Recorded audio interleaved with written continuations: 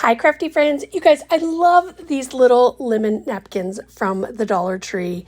They are just adorable. So this sign I've had from Dollar Tree, so I thought let's pair them together. This is going to be one of 4 lemon decor projects. So stay tuned for the other 3. But I'm just going to sand, and at first I was just going to sand it and then paint over this part. But when I started sanding, I was like, oh, I don't even need to paint this. I just sanded everything, all the color behind it off.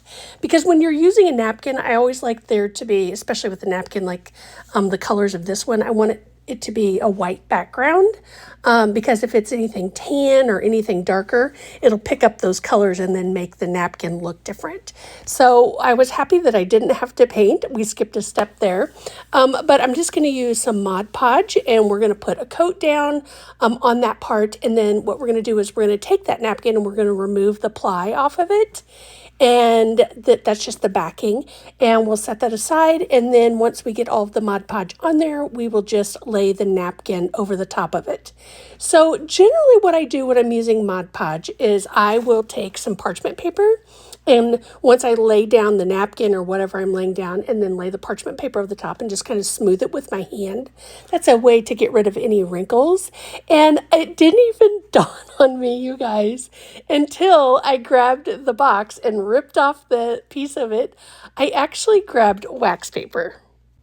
So the thing with wax paper is it will sometimes adhere a little bit to the wetness from the Mod Podge since it's still wet. So just be careful if you do this.